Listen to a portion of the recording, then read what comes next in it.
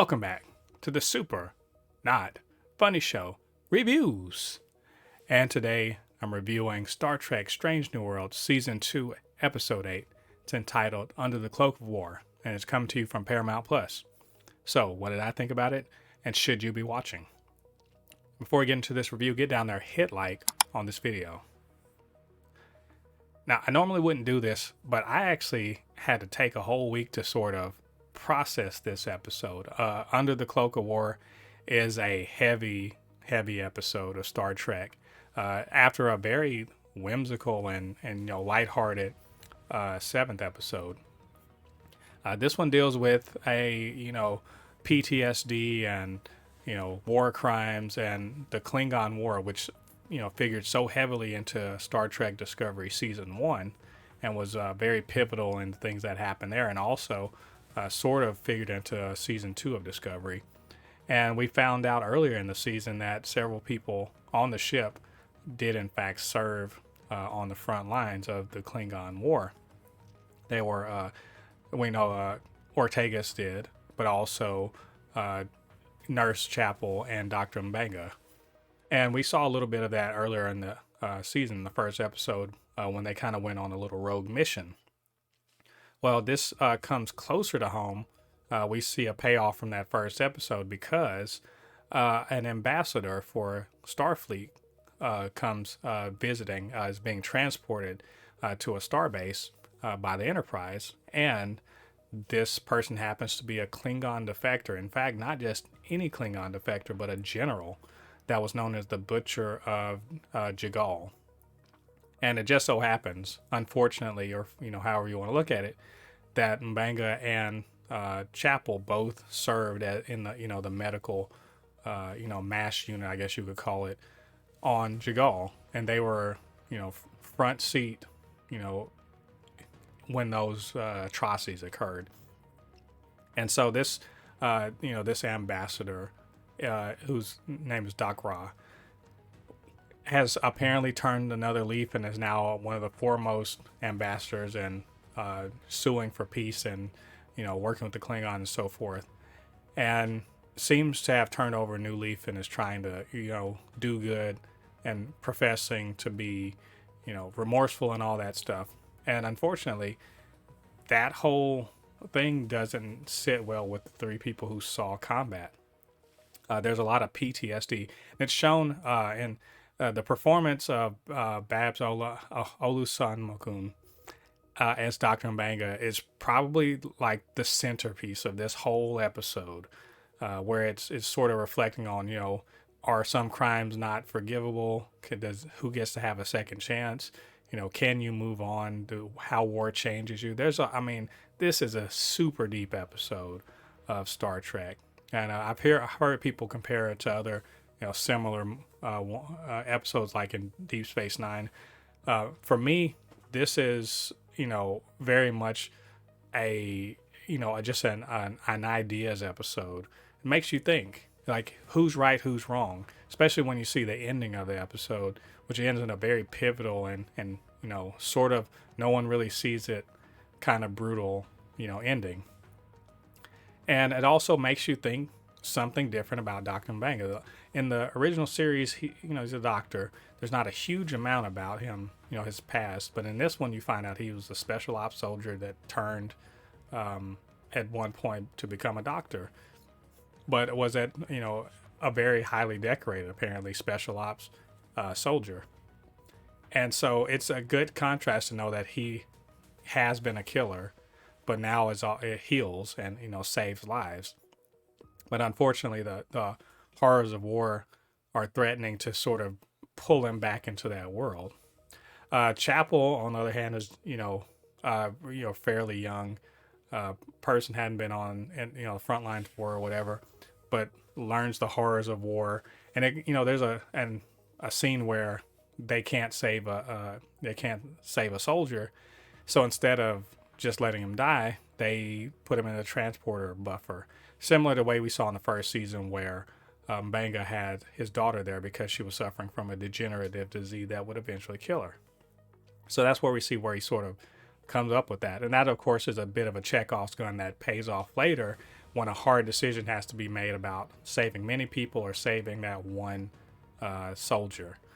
And it's these little decisions that had to be made. One point where Chapel has to manually massage a heart to save a soldier that later on goes on to die in a offensive. Just that it's a meat grinder. This is like all the best sort of wartime movies or shows where they show sort of the toll that it takes on the people trying to keep people alive. It shows that the slow degradation of their mental space by constant trauma. And I've seen people talk about how realistically it shows PTSD and that, and you also see why Chaplin and Mbanga are not only good co-workers, they're also really good friends. They have a shared trauma that unites them.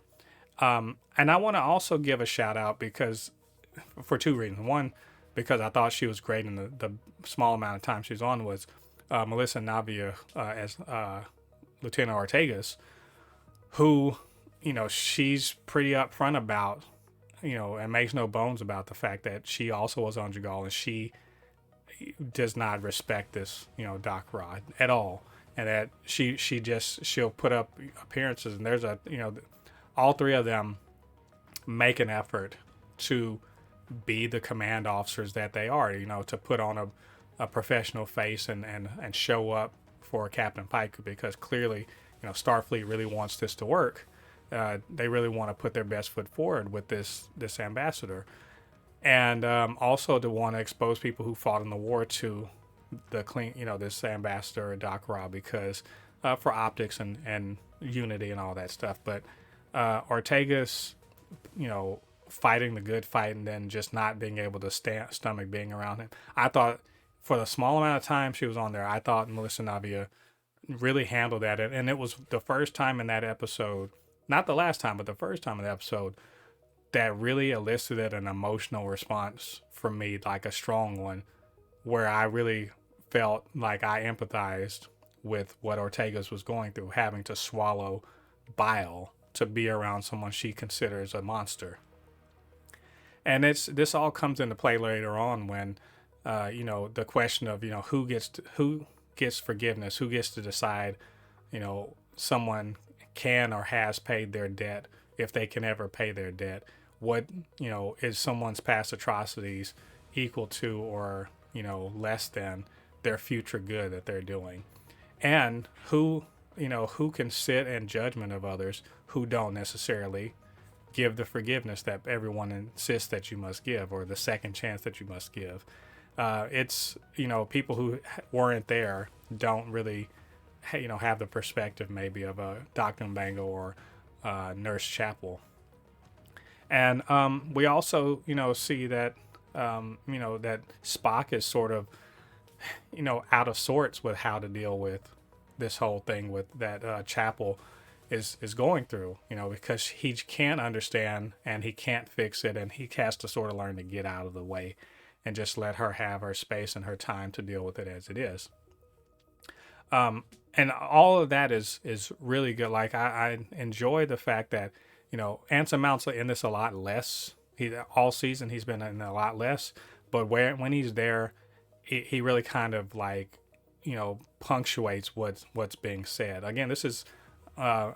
Mbanga and Nurse Chapel centric, and kind of seeing their, the things they had to go through, and it leads to, what essentially amounts to a not just an ideological and philosophical, but an actual physical confrontation between Mbanga and Doc Ra, and a revelation of some of these rumors and everything that Doc Ra sort of trafficked on has really been all a lie. And in a sense, Mbanga, his having been changed by war, having come out of that war a different person, and maybe not a person that he necessarily likes as much, can be laid in some ways at the feet of Doc Ra, and his cowardice and his inability to, or lack of desire to do the right thing despite personal consequences, leads Mbanga to actually have to do some things he doesn't want to do. And there's more about forcing people together that don't necessarily want to be. Dakra really pushed the whole, we have to get along. It would be great for PR, all that other stuff, and just wouldn't leave him Bang alone. And at the end of it, he ends up knifed. And we don't know for sure, was it intentional? Did he intend to kill him all the time? Was this like something he did on the spur of the moment? How do we judge Mbanga? And how do we judge Chapel, who co-signs his story about Dakra, being exposed as a liar and wanting to silence Dr. Mbanga? So, I mean, at the end of it, this is one of those episodes that really makes you have to sit and think about, what do you really think about these issues? Who's right or wrong? Where do you draw the line about, redemption and forgiveness? Can anyone ever come back from certain things? And was Mbanga right? Was he right to hold this grudge? And as he said, he's not, he is not bothered that the guy's dead. And in fact, probably feels quite glad about it, feels unburdened. And, for a change, like Star Trek tends to, in many cases, present their officers in a way, a far more, good light. They seem of higher standards, higher moral fiber, less, full of doubt or whatever like that. I know that's not true, but they seem to, have the high ideals of Starfleet. But it's good to see that that's not really universally true, and that there are, complex feelings and complex, thoughts and ideals that are inside of these people, and that sometimes they can be expressed and come out, maybe not in great ways, but in ways that we can understand. And for that, I think it's a great episode. This is a season of great episodes, and this was an absolute top tier episode. Really makes me happy to be watching Star Trek. Really makes me happy that these characters are getting room to breathe and to grow, and to really spread out and show who they are, to get underneath the badge and the uniform and see what makes them tick. And I'm all for it. I want more and more of that.